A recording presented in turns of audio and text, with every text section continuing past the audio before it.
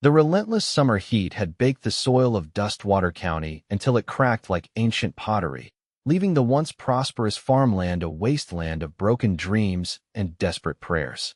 Beatrice Owens stood alone in her parched field, her calloused hands clasped tightly as she knelt in the dirt, eyes squeezed shut against both the glaring sun and the jeers of the townsfolk who'd gathered at the edge of her property. "Ain't no amount of praying gonna bring the rain, Miss Owens," called Silas Jenkins, the bank manager whose patience with late mortgage payments had worn as thin as the remaining topsoil. The drought of 1878 had strangled the life out of Dustwater for nearly 7 months. The creek that gave the town its name had shrunk to nothing more than a muddy trickle, and the once verdant farmlands surrounding it had withered to dusty expanses of dead crops and desperate farmers. "She's been out here every morning for a week," another voice called. "Maybe if you spent more time working and less time on your knees, you'd have something to show for that land your pa left you." Beatrice paid them no mind, her lips moving silently in fervent prayer. At 22, she had inherited her father's farm after he'd been taken by influenza the previous winter. With no brothers and an ailing mother to care for, the burden of the family's survival rested squarely on her shoulders that were beginning to bow under the weight. The sound of approaching hoofbeats cut through the taunts. A rider approached from the direction of town, his silhouette shimmering in the heat. As he drew closer, the townsfolk fell silent. Clint Harding was not a man whose presence invited mockery. He dismounted smoothly, his spurs jingling as his boots hit the earth. His 6'2" frame cast a long shadow as he approached the gathering, his weathered face unreadable beneath the brim of his hat. At 30, Clint had already lived several lifetimes' worth of experience. He'd fought in the war, driven cattle across 3 states, and now worked as the foreman at the Hammond Ranch, the largest operation in the county. "What's all this about?" he asked, his voice quiet, but carrying an authority that made even Silas Jenkins straighten his back. "Just watching the Owens girl waste her time," Silas replied with a nervous chuckle. "Been praying for rain out here every day? Figured we'd come see if the Almighty answers her today." Clint's eyes narrowed as he looked beyond the crowd to where Beatrice knelt, her back to them all, her faded blue dress caked with dust. "Seems to me a prayer ain't never hurt nobody," Clint said, his tone making it clear the conversation was over. The crowd began to disperse, muttering amongst themselves. Clint waited until they had gone, then walked slowly toward Beatrice. She sensed his presence and turned, rising to her feet with as much dignity as she could muster. Her face was streaked with sweat and tears, her brown hair escaping from its pins to curl around her face in the humid air. "Miss Owens," he said, removing his hat. "I don't believe we've been properly introduced. Clint Harding. I work over at the Hammond place." Beatrice brushed the dirt from her skirt, her chin tilting up proudly despite the humiliation of being found this way. "I know who you are, Mr. Harding. Everyone in Dustwater does. Seems you've drawn quite an audience this morning," he said, gesturing toward the retreating figures. "They think I'm a fool," she replied, her voice steady despite the emotion behind it. "Perhaps I am. But my father always said faith can move mountains. I figure if mountains, then certainly rain clouds." Clint studied her face, noting the determination in her eyes despite the exhaustion evident in the dark circles beneath them. "They're wrong to mock you," he said simply. Then, to her astonishment, he set his hat on the ground and knelt beside her in the dirt. "Then I'll kneel beside you." Beatrice stared at him, speechless, as the formidable cowboy closed his eyes and bowed his head. "I ain't much for praying out loud," he admitted. "But I reckon the good Lord knows what we need without me having to tell him." Tears welled in Beatrice's eyes as she knelt beside him again, her voice barely above a whisper. "Thank you." They remained there for several minutes in silence, the hot wind stirring the dust around them. When they finally rose, Clint retrieved his hat and brushed off his knees. "Miss Owens, I couldn't help but notice your fence on the north side is looking worse for wear. I have tomorrow off from the ranch. If you'd allow it, I could come by and help you mend it." Beatrice hesitated, pride warred with practicality in her mind. The fence did need fixing, and with her mother bedridden, there was no one else to help. "That's kind of you, Mr. Harding, but I couldn't accept charity." "Not charity," he corrected. "Neighborliness. And you can pay me with a meal." I hear tell you make the best apple pie in the county. A small smile tugged at the corners of her mouth. My mother's recipe. Then it settled. I'll be by after sunup tomorrow. He tipped his hat and turned to his horse. Mr. Harding, she called after him. Why would you help me? You don't even know me. He paused, one foot in the stirrup. My ma used to say that kindness is never wasted. And besides, Miss Owens, anyone with faith enough to kneel in the dirt day after day despite folks laughing deserves a little help now and then. With that, he swung into the saddle and rode away, leaving Beatrice to wonder what kind of man would kneel in the dirt beside a stranger. The next morning, Beatrice rose before dawn to prepare for Clint's arrival. She baked bread and put a stew on to simmer, wanting to provide a substantial meal for the man who had offered his help. Her mother, Eleanor, watched from her chair by the window, her keen eyes missing nothing despite her frail health. This cowboy, Eleanor said thoughtfully. He seems to have made quite an impression on you. He was kind when others were cruel, Beatrice replied, busying herself with the kitchen chores. That's all. Her mother hummed knowingly. Well, kindness is rare enough these days. And a handsome face to go with it doesn't hurt, I suppose. Mother, Beatrice felt her cheeks flush. I hardly noticed his face. Then you're the only woman in 3 counties who hasn't, Eleanor said with a soft laugh. The Harding boy has been turning heads since he was 16. But there's goodness in him, too. Your father always said so.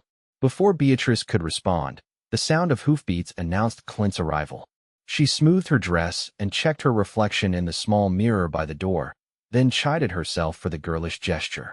Clint had brought tools and lumber in a small wagon, and he set to work immediately on the broken fence. Beatrice brought him water throughout the morning, watching surreptitiously as he worked, his muscles flexing beneath his shirt as he drove new posts into the hard ground. By midday, the fence was half repaired, and Beatrice called him in for the promised meal. They sat at the small kitchen table, Eleanor joining them after Clint had insisted on helping her from her bedroom. Miss Owens tells me you're the foreman at the Hammond Ranch, Eleanor said as they ate. That's quite a responsibility for a young man. Yes, madam, Clint replied respectfully. Mr. Hammond gave me the position 3 years ago when his son decided ranching wasn't to his liking and moved east.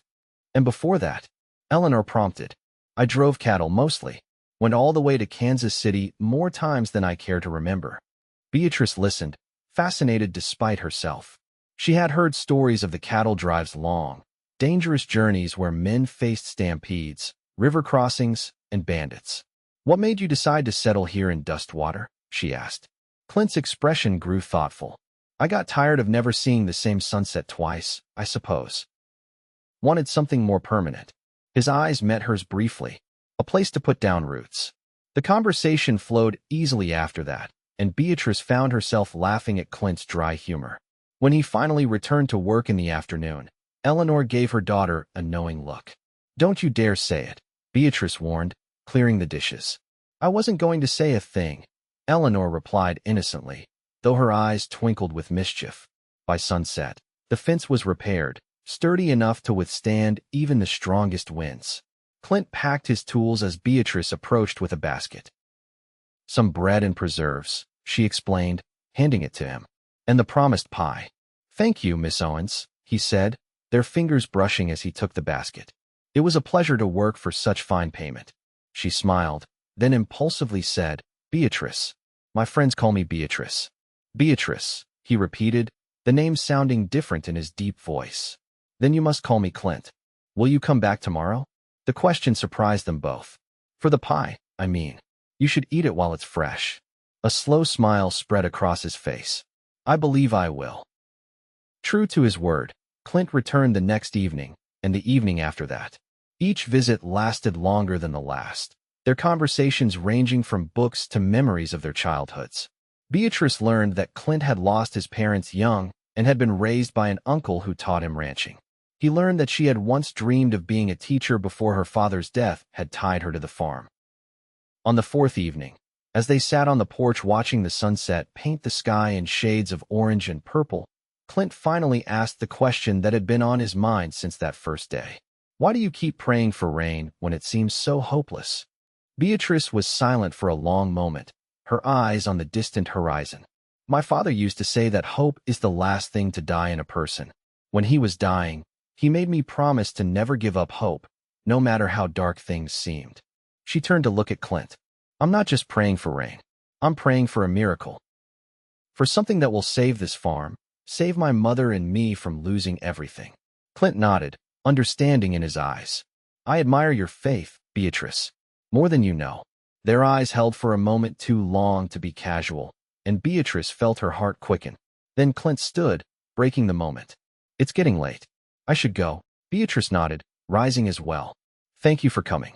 As he mounted his horse, he turned back to her. I'll see you on Sunday at church? She smiled. Yes, I'll be there. She watched him ride away, then turned back to the house, unaware that her mother had been watching from the window, a knowing smile on her face.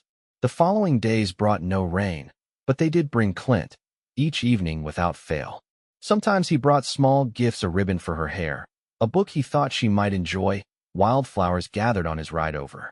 Beatrice found herself looking forward to his visits with an eagerness that both thrilled and frightened her. Sunday arrived clear and hot, the church stifling despite the open windows. Beatrice sat with her mother, conscious of Clint sitting several pews behind them. After the service, as the congregation gathered outside to socialize, Silas Jenkins approached her. Miss Owens, he said, his voice carrying just enough for those nearby to hear. I was wondering if you'd given any more thought to my offer. Beatrice stiffened. Silas had approached her after her father's death, suggesting that selling the farm to him would solve her financial troubles. She had refused then, and nothing had changed. My answer remains the same, Mr. Jenkins. The farm is not for sale. Silas's expression hardened. You're being stubborn, girl. That land's worth nothing without water, and you're 3 months behind on your mortgage. How do you plan to pay what you owe? That's between Miss Owens and the bank. Clint's voice cut in as he stepped to Beatrice's side. And I believe private business matters are best discussed in private, wouldn't you agree? Silas's eyes narrowed as he took in Clint's protective stance beside Beatrice. Just trying to help the girl see reason before she loses everything. But you're right, of course. We can discuss this at the bank tomorrow, Miss Owens. With a tight nod, he walked away. Beatrice let out a shaky breath. Thank you. Clint's face was grim. Is it true about the mortgage? She nodded reluctantly. The drought's left us with nothing to sell. Each month we fall further behind.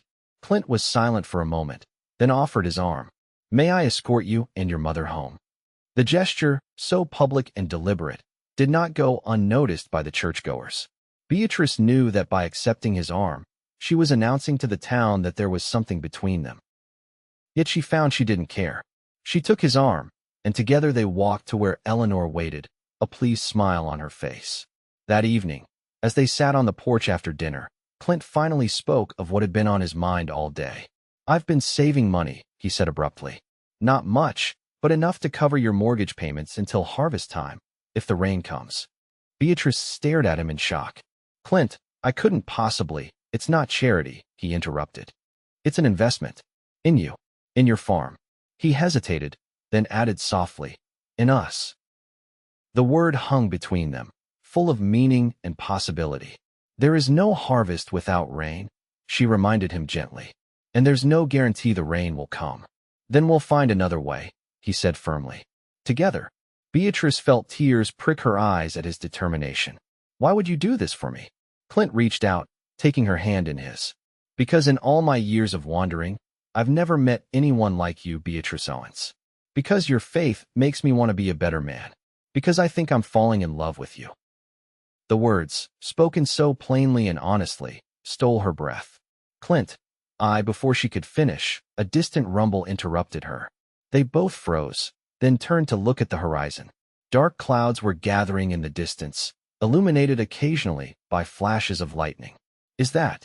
Beatrice whispered, hardly daring to believe. Clint stood, pulling her to her feet. Come on. They ran to the field where he had first found her praying. The same field where her crops had withered and died. The air had changed, growing heavy with electricity and the scent of impending rain.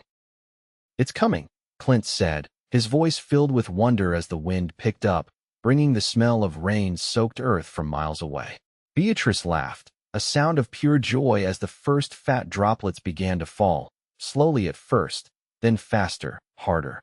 Soon they were standing in a downpour, the parched earth greedily soaking up the water. Impulsively, Beatrice grabbed Clint's hands and spun him in a circle, her face lifted to the rain. "You see," she shouted over the sound of the deluge. "Faith." Clint laughed with her, then pulled her close, his hands framing her face. "Beatrice Owens, I think I've been falling for you since the moment I saw you kneeling in this very field." And then he was kissing her, the rain soaking them both, washing away the dust and doubt. Beatrice melted against him, her arms circling his neck as she returned his kiss with all the emotion that had been building in her heart.